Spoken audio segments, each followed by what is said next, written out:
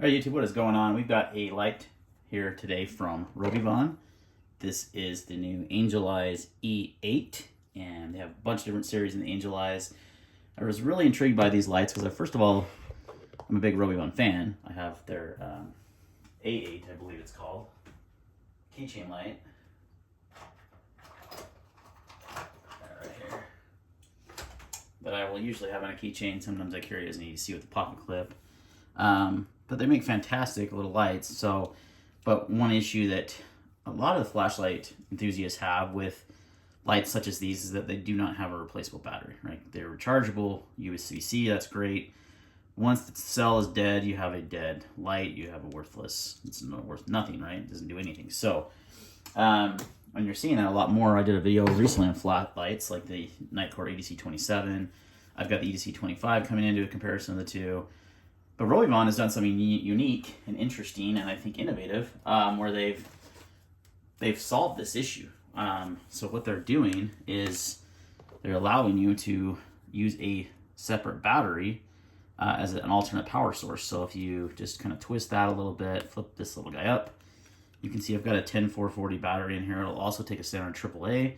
This is a vape cell, 10440. So if you're going to use a 10440, make sure it's a quality battery. So what this does is it allows you to use the 10440 as an alternate power source, and you have the internal lithium battery plus that. So if the lithium battery ever dies, you can just replace the cell and use this light as normal, which is fantastic. All the Angel Eyes, I believe not all of them, but majority of them have this functionality. They even have one that I'm going to probably get as well, that's more along the size of the EDC27 that takes 2 AAA batteries. So if you want something a little bigger, a little more powerful, you have that option as well. A bunch of lights in the Angel Eyes series. So I like this guy because I wanted something that I could fit in my 5th pocket as a backup light. So my what I do with my lights is I carry a self-defense light, something like this Goon Beam assault light that's, tons of power, tons of throw, 110,000 candela, something big, 18650 or 2700 style light, but I don't love using these as a EDC, because they're just overkill. Like this one is just one mode, it's high, boom, you're just super bright. Sometimes you just need something small to find something, like I just checked my wife's throat for strep, which she unfortunately has, and I used this moonlight mode, really low, so able just to shine it in the back of her throat, see what I need to see. It wasn't blinding her, so that works. This is kind of, what I would carry and use this for pretty much everyday use stuff. This one's nicely sized. It's not super small. I think it's a little bit bigger than the A8 in size here. Just slightly longer, but it's a lot wider.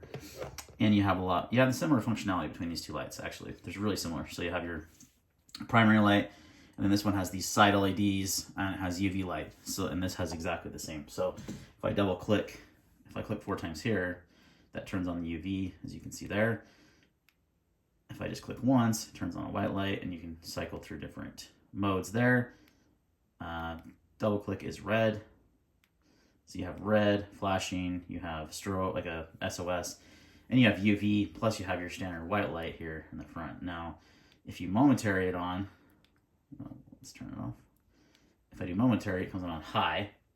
So I can have momentary light for if I need a lot of light at once, or typically I'm going to use probably this mode or maybe the next mode up, which is low. And I'll put on some beam shots here in a minute of what those look like at night, so in the dark.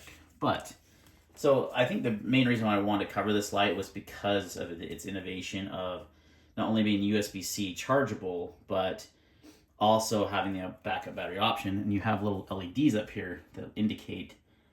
The left one is for charging or low battery indicator for the lithium, and the next one you can probably barely see that, but it says AAA.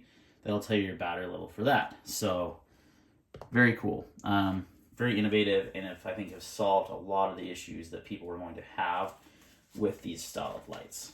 So let's go over the specs on this guy, and we'll talk about the packaging. They give you this nice little box like they usually do. I've got the user manual pulled aside. You've got some rings for your keychain.